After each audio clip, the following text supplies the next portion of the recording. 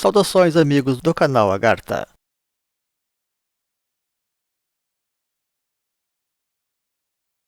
Todo aquele que estuda o caminho espiritual se depara com uma série de práticas e informações, recomendações ou sugestões sobre o que pode ser feito para organizar, depurar e desenvolver as nossas energias na senda espiritual. Ainda assim, nem sempre se compreende bem que existe uma ordem ideal e natural para se fazer as coisas, levando de outra forma a um esforço maior ou a um atropelamento que só dificulta o nosso progresso, não raro resultando até mesmo em decepção e desistências.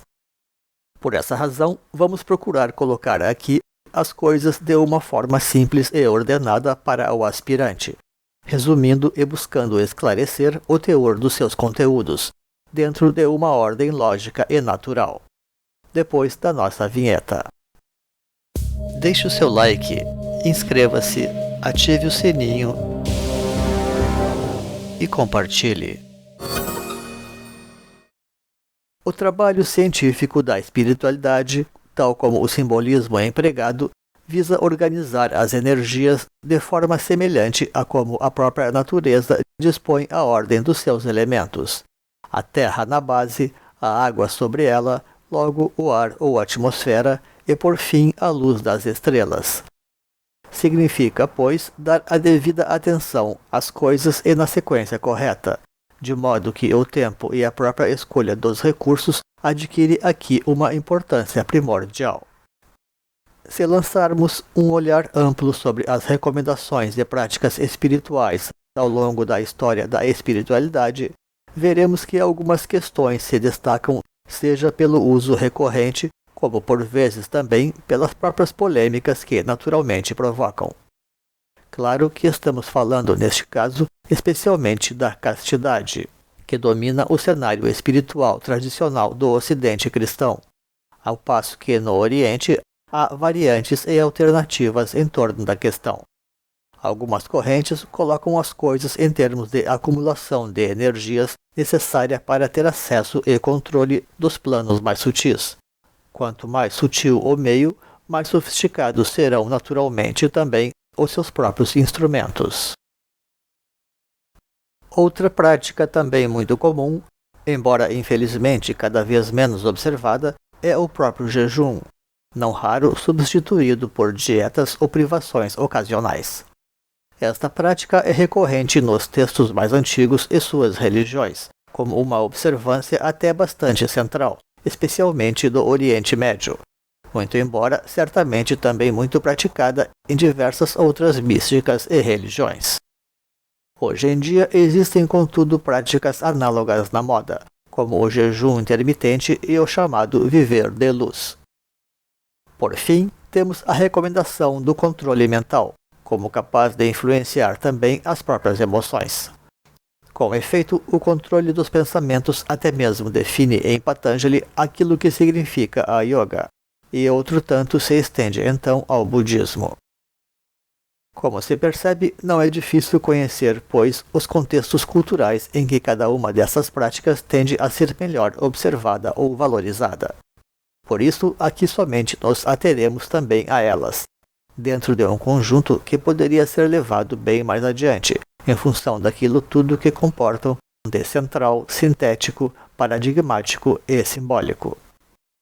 Estas três questões são tão importantes porque, no decurso da sua evolução, a espécie humana já aprendeu a produzir muito alimento, a cultivar muito hedonismo e a acumular muitas informações, resultando comumente em atrofia nessas dimensões da sua existência, com seus respectivos chakras. Estamos falando, pois, dos três centros básicos de energias, que são aqueles que têm sido até agora desenvolvidos pela humanidade.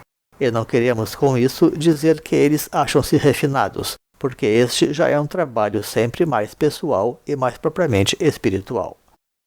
De tal forma que o jejum atua no chakra básico e resume a disciplina física. A castidade atua no chakra emocional e resume a disciplina psíquica. E a meditação atua no chakra do plexo solar e resume a disciplina mental. Como as energias destes 3 centros básicos foram desenvolvidas, o seu trabalho consciente também oferece grandes potenciais para a iniciação. É diferente, pois, com uma esfera como a do coração, que a humanidade recém começa a ter realmente acesso, mas que também se beneficia e potencializa pela disciplina dos centros anteriores. Apenas por este motivo é que a maior parte das escolas místicas resumem o trabalho espiritual da humanidade atual a 3 etapas principais: física, emocional e mental. Daí o nome de Trismegisto, ou tripla sabedoria, dado a Hermes, e daí as 3 etapas da obra alquímica, onde a obra em negro indica uma morte para o passado, a obra em branco sinaliza a busca da pureza, e a obra em rubro testemunha a comunhão com o fogo cósmico. Por razões mais ou menos óbvias para os nossos propósitos, vamos começar pela última etapa mencionada, o controle da mente, e mais tarde também regressar a ela. Einstein já dizia que o não pensar ajuda a organizar os próprios pensamentos. Por qualquer motivo, esses preceitos têm sido também muito cultivados no Ocidente, ainda que não isento de algumas polêmicas da mesma forma.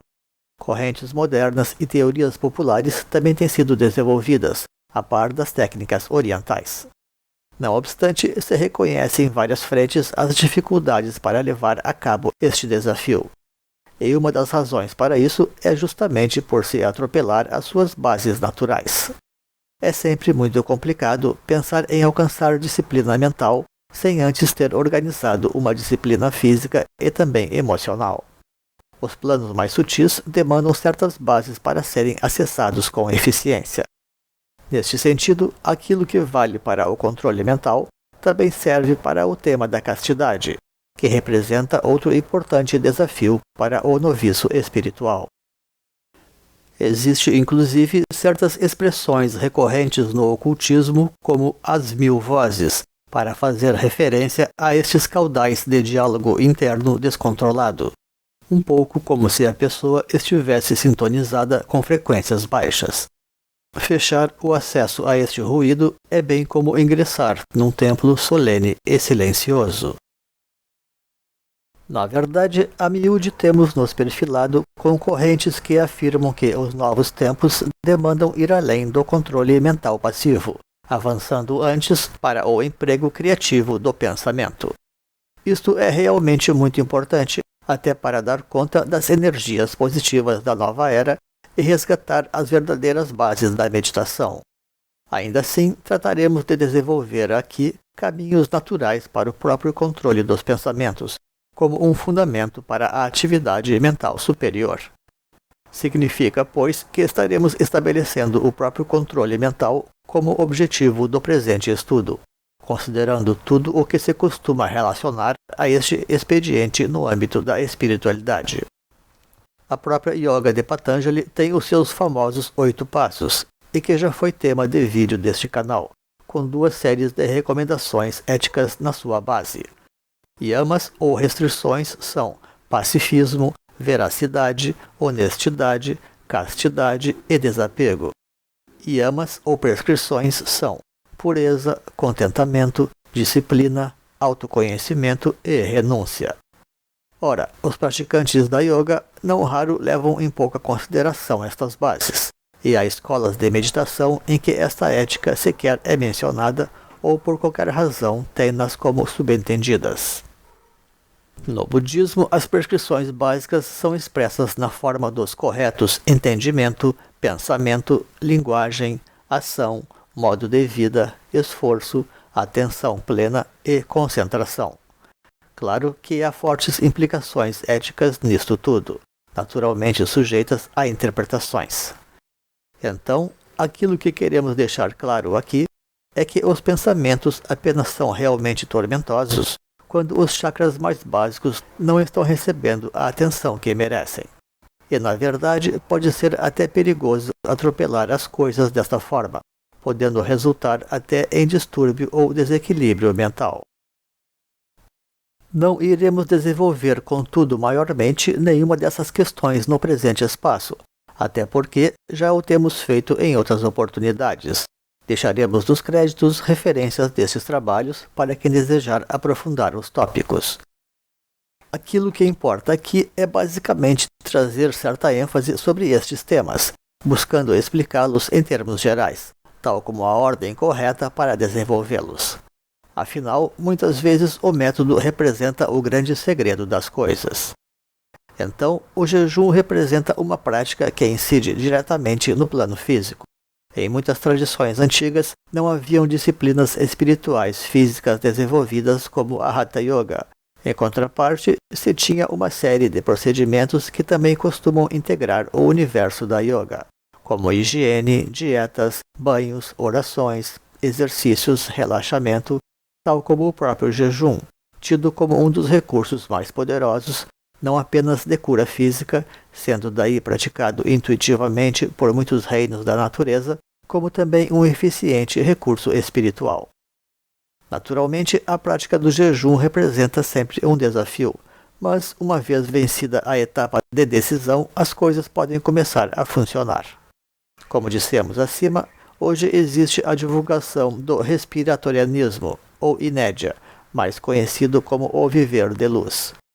Um dos aspectos interessantes dessa prática é a consciência de que a vontade pode dominar o corpo, promovendo uma desidentificação com o veículo físico, tal como a percepção de que podemos controlá-lo a nosso bel prazer, e eventualmente que nem precisamos de alimento sólido. O ser humano possui recursos semelhantes aos da fotossíntese que não costuma empregar, e que também pode ser considerado como uma autêntica meditação solar. Quando este processo de desidentificação física alcança realmente a consciência, ocorre uma revolução interior que contribui significativamente para trazer serenidade e quietude mental. A energia entra assim no nadir correto, que é a corrente solar de ascensão positiva ou mental. Por si só, o jejum e a dieta também contribuem para reduzir o estímulo energético na região sexual. Costumamos prescrever para isso, da mesma forma, a prática do frugivorismo, como uma dieta leve que preserva o tônus do organismo e mantém a energia básica da pessoa sempre em alta. Ato seguinte, também podemos começar a trabalhar com as energias do chakra esplênico, a ser realizada basicamente através da castidade. Cabe compreender aqui os mecanismos da sexualidade e suas funções. O Oriente oferece técnicas alternativas como o Maithuna ou a magia sexual, como um recurso para preservar as energias e fornecer o devido alimento emocional. Temos divulgado da mesma forma o conhecimento das almas gêmeas, como um padrão profundo de relacionamento que ocorre sob um teor puro e misterioso de intimidade. Da mesma forma como o jejum contribui significativamente para a saúde física, a castidade também colabora para a organização da nossa integridade emocional. Aquele que não depende de estímulos externos para sentir-se emocionalmente bem é uma pessoa forte e independente. Certamente ela estará se protegendo também de muitas armadilhas que os relacionamentos baseados no desejo e no apego podem trazer, e dessa forma terá maior liberdade para dispor do seu tempo e dos seus próprios recursos a seu bel prazer, incluindo, é claro, a sua própria energia. O serviço impessoal também contribui para a depuração do si ou do ego, tal como o próprio exercício da compaixão. A disciplina emocional e a canalização das suas energias transmite uma pacificação ainda maior e profunda da mente da pessoa. E desta vez a energia entra naturalmente no nadir lunar, negativo ou psíquico de ascensão de energias. Com tudo isto, o plano mental já fica extremamente beneficiado. A mente fica limpa, focada e poderosa, contribuindo para a concentração e a própria inteligência. De modo que, a partir de todo este controle da preguiça e do desejo, junto à devida acumulação de energias resultante, já fica muito fácil trabalhar de forma criativa com as próprias energias a nível espiritual. Nestes termos, todas as práticas superiores da yoga, abstração, concentração e meditação, se tornam altamente frutíferas e rentáveis. Da mesma forma que a disposição de um quantum superior de energias possibilita a própria meditação criativa, que representa, na realidade, a verdadeira meditação. E nessa altura devemos saber interpretar o texto de Patanjali não como a simples supressão da corrente mental, mas sim o seu emprego criativo para fins superiores. Em síntese, o trabalho de refinamento dos centros também possibilita uma transferência de energias para seus análogos superiores.